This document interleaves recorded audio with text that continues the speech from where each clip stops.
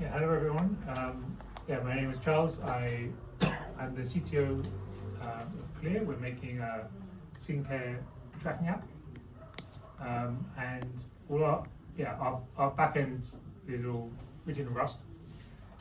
And today I want to share how we are continuously deploying Rust code to production without having to rebuild our whole workspace, because it contains a load of different binary crates that we deploy as servers to Kubernetes we package them in as a Docker image. And so, like, doing that manually every time would be obviously not feasible. So I needed to set up a whole continuous deployment pipeline. But yeah, I don't want to have to rebuild everything in that deployment pipeline every time. I know there are some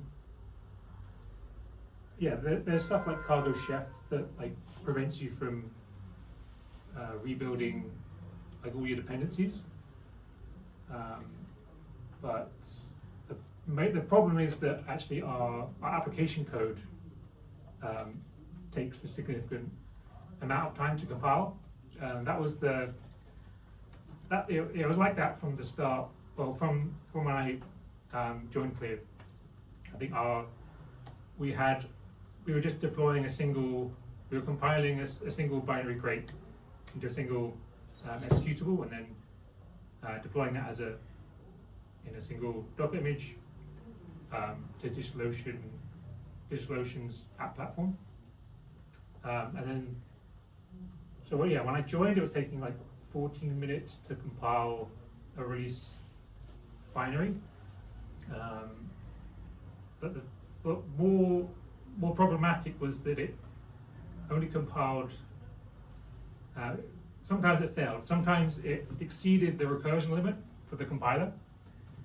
And that was caused by a combination of async functions and the Juniper crate that we use. The Juniper is the library that crate that you can use to create a GraphQL server with, and that has procedural macros that consume an int block with async functions in, and it just the way we architected the code was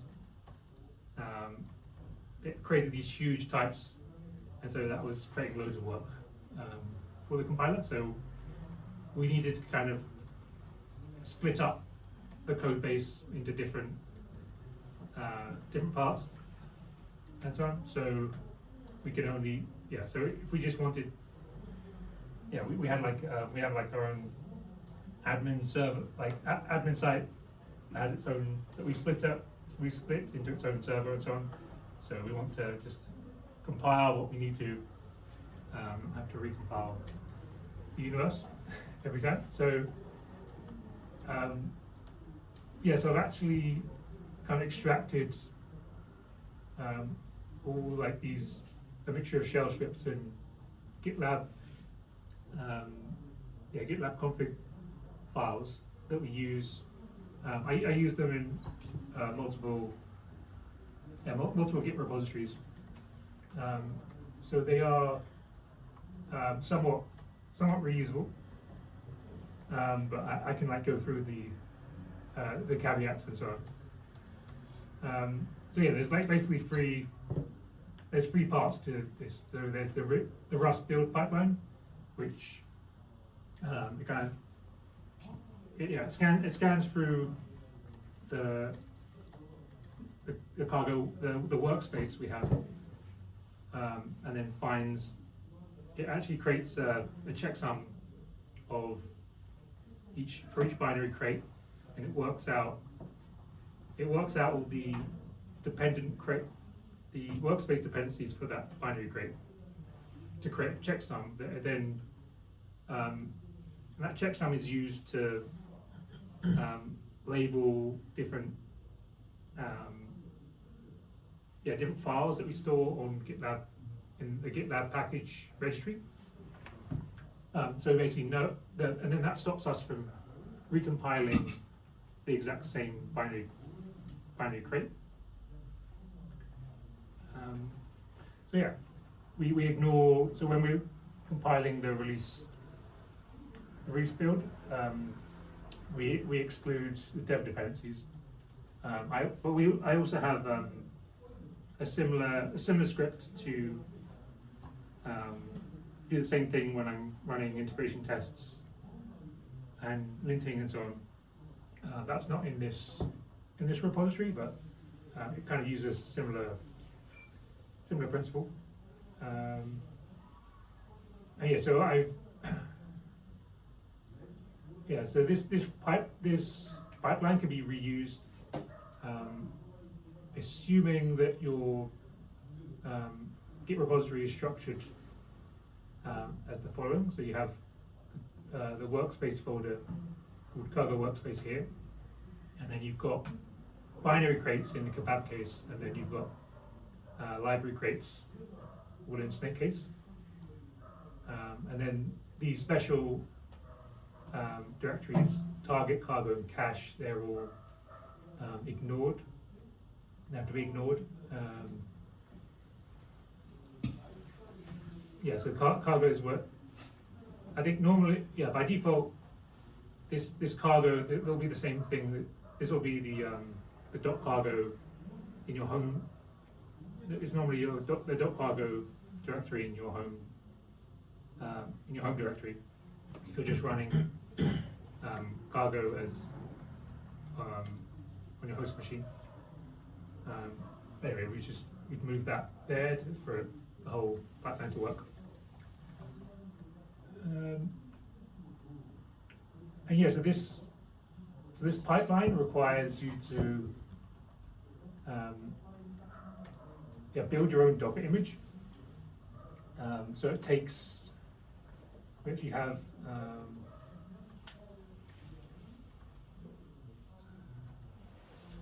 so Rust release image. This is the name of the Docker image that you can use. So you could try to use Rust latest, for example, but yeah, you're probably like if you're working with crates like SQLX or Diesel, you'll probably want like the CLI for that to run before you actually compile. And then you can import this. You can just import this. This is all. This is all publicly accessible. So you can import this. You can import the Rust build.gitlab CI YAML file, and then that gives that basically generates the .cargo fetch and .release builds job templates that you need to extend, and you can add these other variables and so on. You can add, if you want to run against a database, you can add it as a service here.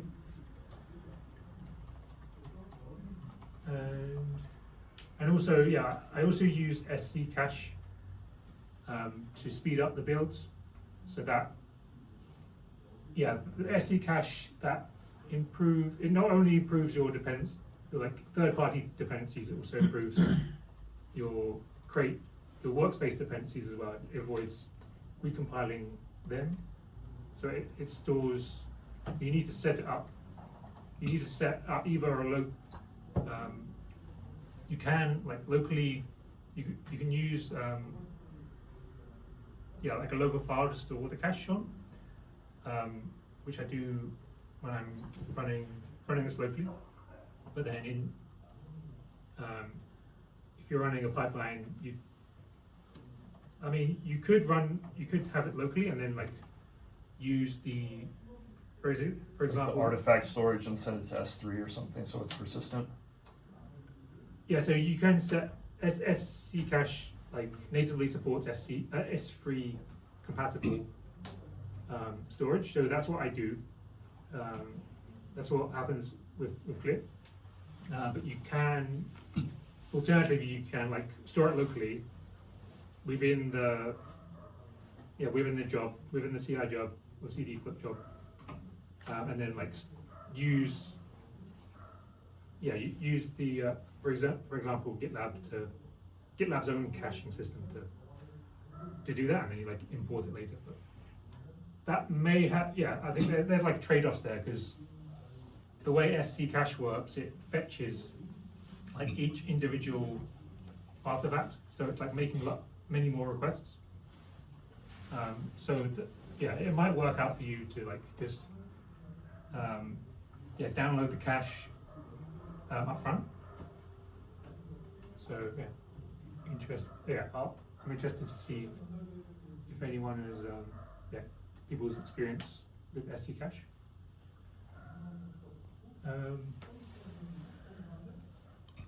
And also Do you want to do questions now, or like in the middle, or at the end? I'm just gonna. I have a few. do you want to finish like the presenting part first, and do questions then, or do you want to do some now? Yeah, I was just going to mention the other like caveat with the Docker image. It also assumes inside the Docker image you have a cargo config.toml file, and then you also have SC Cache installed specifically at cargo/bin/SC Cache.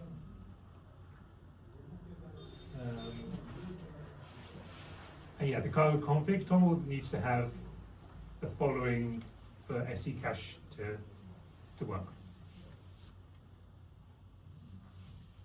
But I'm happy to answer questions so far.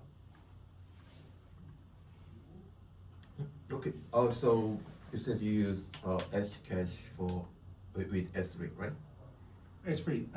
I use DigitalOcean. We use DigitalOcean Spaces, which is S3 compatible. So it's good. Okay, then actually, you can actually limit the SC. Oh, We don't use AWS. Oh, but some other place S3. Yeah. Oh, Other. those because okay. Then can you actually open how big is your SC cache space? Because I personally use 20 gigs for my local machine, and I almost use the 20 gigs always. Only 20. Okay, yeah. I have one product that's 20. Probably I use more than 20, but actually the system only use 20, so it actually delete if I have more than 20 gigs. But I actually, so is the space matter to you? Not really. I think we're still like within DigitalOcean Spaces. It's like $5 per month up to 250 gigabytes, and we're within that range. So I don't really care at the moment.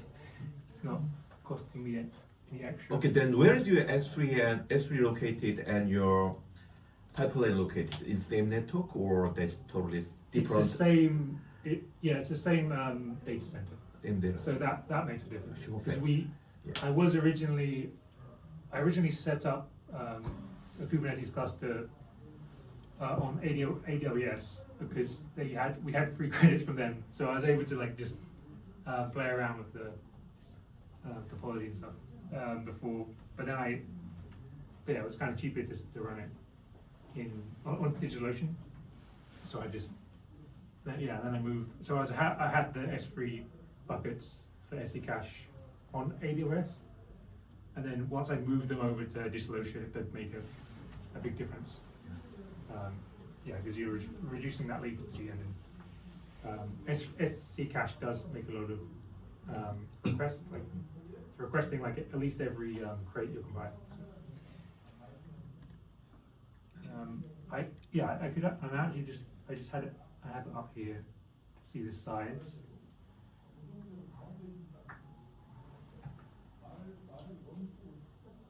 12.39 gigabytes. So it actually grows surprisingly. It doesn't grow a a lot. I think with just like your normal cargo, compared to your normal cargo target folder size, it doesn't really grow much. So yeah.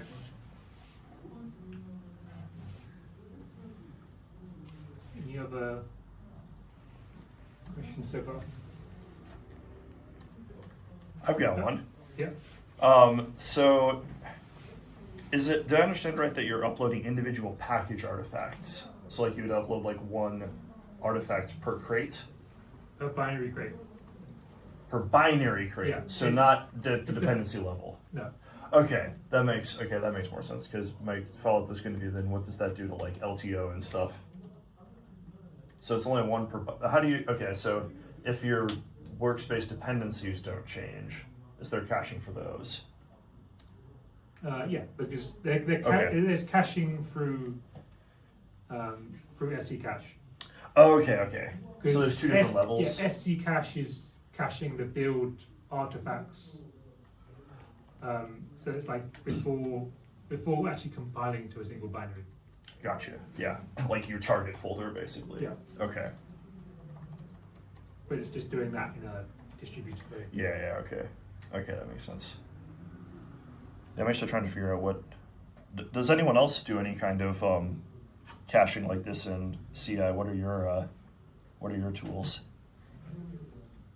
I mean, we at Oxide we've experimented with SC cache locally, but we have our own build system, and it doesn't work so well. We build them and then it doesn't work so well on Illumos. So there's some issues there. I know that Rain, who works at Oxide, used it heavily at Meta when they worked on that Meta crypto thing. I forget what it's called, and said it wasn't worth all the work to get it what they wanted over time. Like in the beginning, it seems like it speeds up. But we've had developers at Oxide use it locally now. It's been helpful for local builds. Particularly because we use a lot of JJ now, Jiu-Jitsu, as a version control. You can do a thing in Jiu-Jitsu called workspaces, which are like, you want to have two of the same project, but you want to be able to switch bookmarks or commits around on two different ones, but it's all sim-linked. So that really helps with compile times. So that's where we've seen it just recently. Huh. Good question. It's like JJ workspace. Is this like equivalent to Git worktree? It is, but there's no branch model, right? Okay. So, but it's similar. I think it works differently under the hood though with the similar. But it's like UI, like the user. Essentially, yes. Okay. Yeah, Okay. that's right. But for Git work trees, that's not. You're kind of having when you be like copying. And it's a full copy from what Yeah, work. so that's not really going to work well for me because I'm going to have like multiple target directories. And then Yeah. that kind of adds up quickly. Yeah, I was That's just like checking. that's most of my Yeah. my hard drive. Can relate sometimes. Yeah. I was And just looking. it's at good one for of my- increment. It's worth the incremental Yeah. speed, Yeah. incremental compilation times. I had looked at Cargo Chef previously because Docker files were the biggest pain point that I had. Regular stuff didn't have as much of a problem. I do use this Rust cache action from, I'm not gonna try, Swatinem. Yeah, I've used that. Swatinem Rust Yeah. cache. It works pretty well. If you're using GitHub Actions, just throw it in there. I use that on some open source projects. For our internal GitLab stuff, then not quite so much. Yeah, I mean, I think for a lot of projects it's fine, but when you start getting it with, we have a huge monolith, it then becomes very difficult, and we also have dependencies that are not part of the monolith. So yeah, you have your own build system that can work better than SE cache. basically. Well, no, we haven't. I don't think we've solved the caching problem that well. You just It don't. uses the incremental cache when it can, but it doesn't always, Yeah. it doesn't always work. I mean, we do some caching on our build system, but there's also like how much do you want to store, how many variations of what, like So you just cache the target directory Yeah, for incremental builds. basically it's like best possible, but we haven't found the right solution yet. I think it's an open Mhm. problem for large monolithic Rust projects. Yeah, I found that when I tried to just cache the target directory, it just took, it started taking minutes to like just download. That was the Download- exact same experience I had Wow. when I had the same thing with Docker layers. I tried that and I just like disabled it in CI because it actually ended up spending so much time going round trip to the it wasn't in Yeah. the same data center, but it was also an S3 compatible backend. Yeah. Yeah, I think for, at least with SD cache, like the time to transport that the artifacts is a lot smaller. Just looking at like, it's like a fraction of a megabyte each file that's stored. So it's not like huge. And then like most of, if you're caching the target directory, like most of that, if you're like sharing that between builds, that's just, you're going to have loads of like unuseful Mm. data that, unuseful artifacts that you're going to be like having to download each time. Have you met any great FC cache can compile? Oh, have I any create can't Yeah. compile? Yeah, I mean, I guess it doesn't. It works. It can't like cache binary crates, so it's good to like keep your binary crates as small, as like thin as possible. I haven't really. Yeah, it's more just like just debugging, like trying to get the right environment variables and like this cargo config correctly, because it's actually kind of annoying to like debug, because if you just like miss one variable, like mistype environment variable, it just like doesn't, it would just like silently just Do the fall wrong thing. back to local caching or just not work at all. But So I guess that's what that incremental equals false is, to tell the Rust compiler, don't do your normal, or Yeah. cargo or whatever, don't do your normal cache. yeah, I think if I set that to true, it just doesn't use SD cache at all, and it's like I'm not sure if there's any error message. So yeah. Fun. So this is why I want to just share how it's worked for me, because And so is this basically a Docker, you said this is Dockerized, right? so this section is all about the Rust, building the Rust binaries, but then and then I've documented all the environment variables you need, Yeah. which is quite a few. And then And this section is about building Docker images that where you want to run these Rust binaries. So actually, I have to like have this like boilerplate here, and then do like this cache busting hack to make sure that it doesn't like cache. It refetches the right binary, like for the commit changes, because I think this is like this is basically the branch name that's, and then it works if you create a merge request and you're on a different branch, it will fetch the latest. But then if you just add if you just push a commit to that like feature branch, it wasn't fetching the binary from GitLab registry. So I have to like do this this magic, this ritual that Docker has forced me, that the Docker caching stuff has forced me to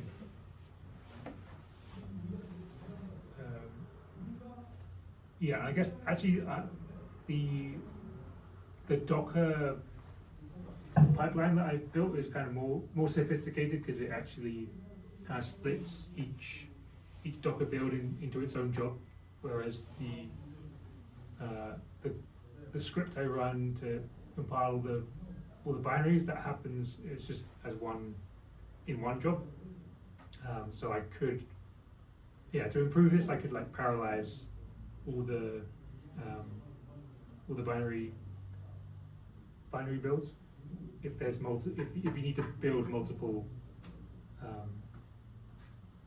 multiple servers, if you've changed like a common dependency. But yeah, right now it's gotten to the point where it works. I know it's like stable. I know it works. It's well tested. But yeah, I have this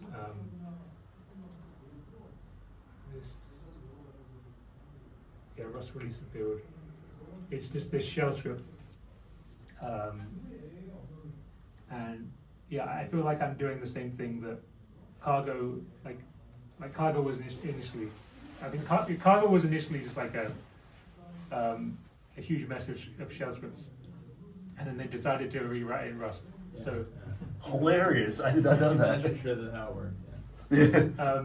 So I would love to get the time to rewrite this in Rust. Rust.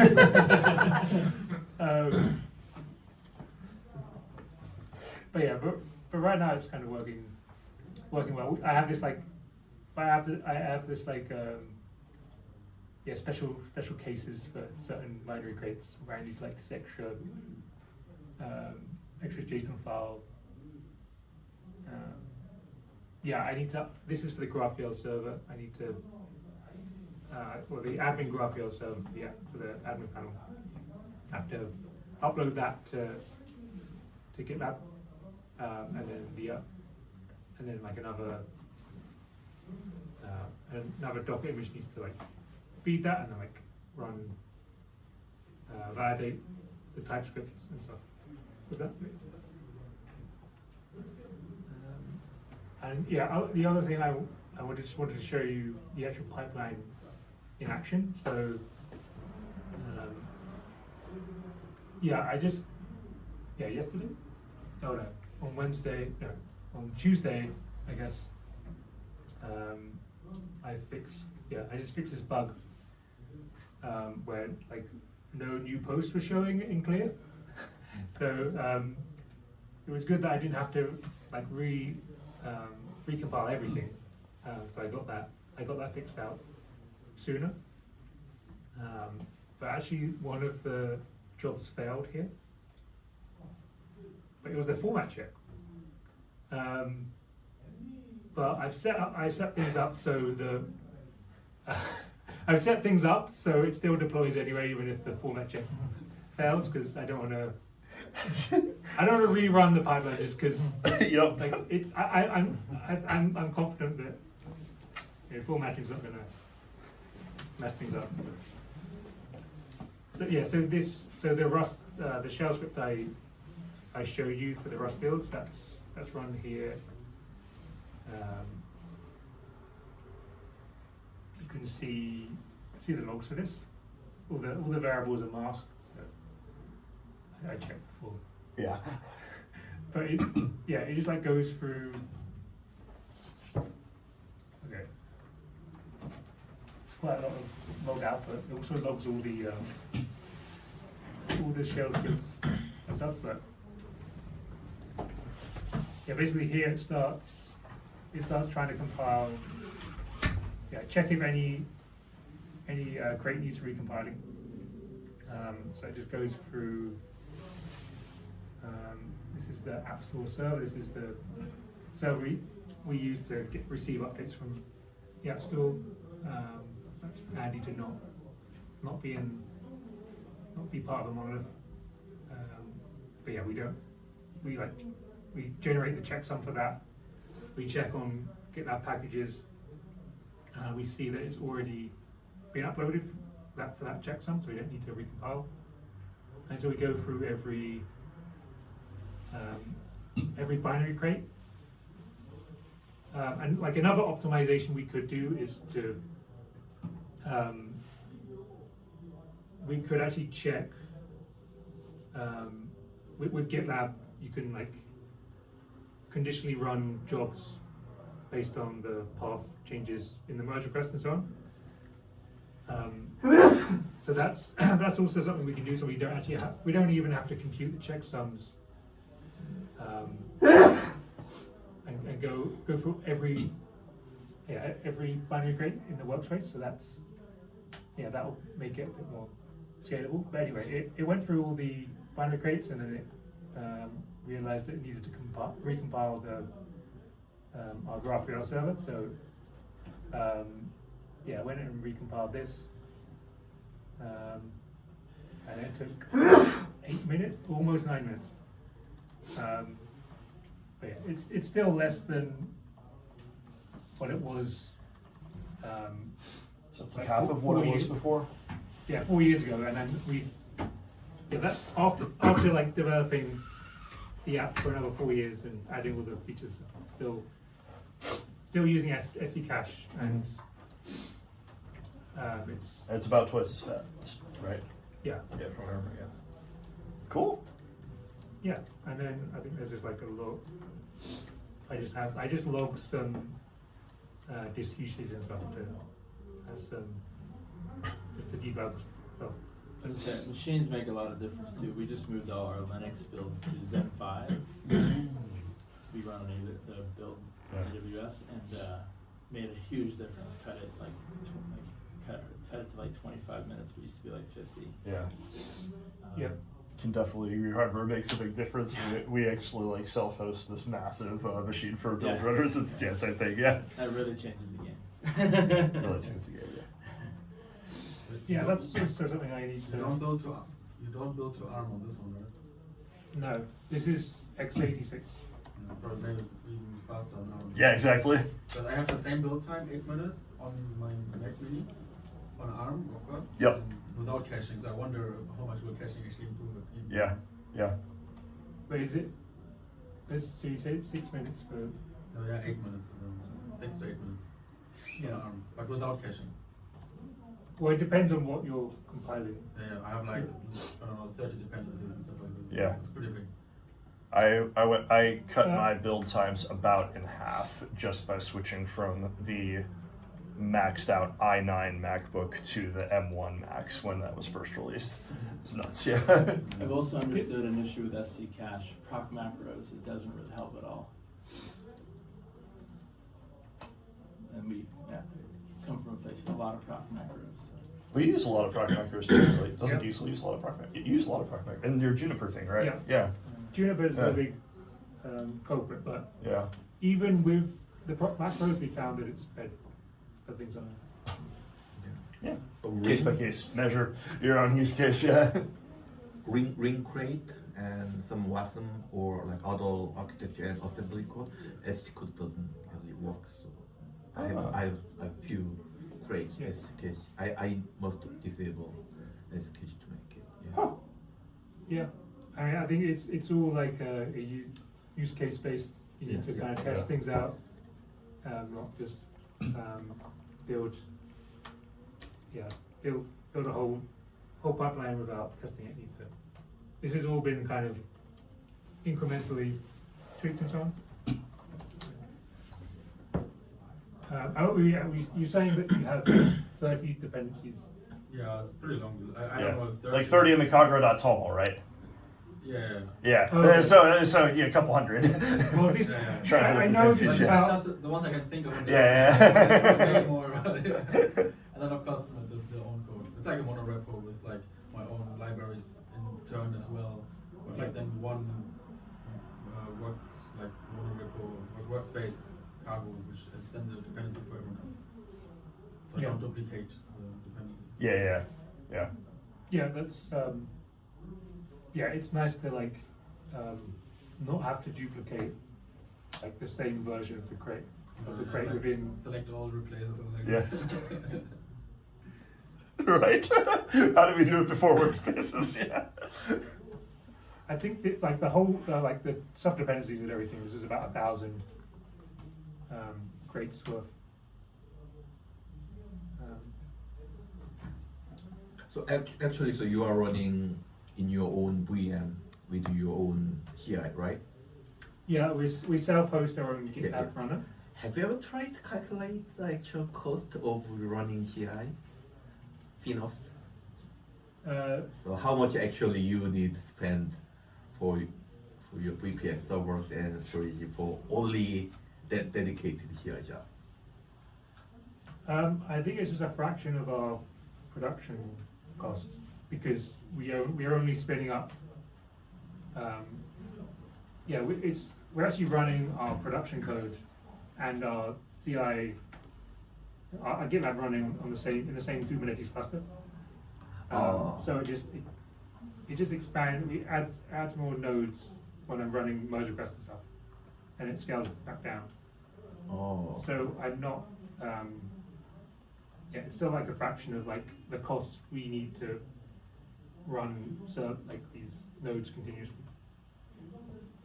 Yeah. Oh. Then that's different story because we have to think about how we can calculate the cost of resource from Kubernetes is totally different subject. Yeah. Okay, so I'm just curious, what's the portion of actual production, dev, and compiling? So just curious about the compiling cost, if you know. Yeah. Well, it's not. Yeah, we're not like compiling things 24/7. So it's not. Yeah, it doesn't contribute much. It's more about like what's the minimum hardware requirements we need to run production. That's like the biggest factor in our costs. I think it's about it's been like around $200 to $300 a month for us. But we're making the most of that. We get a lot of flexibility in what we can run as. It would be a lot more expensive on GitHub Actions. Yeah, well, we were, we were originally on GitHub Actions, and then like, I think I was running like Docker Compose jobs as like CI, but then that quickly, our mainnets quickly ate up, and yeah, I already like self-hosted GitLab before, Yeah. so I was like, we've kind of the same problems. I was like, yeah, we can. Self-hosting GitLab's more of a long-term solution.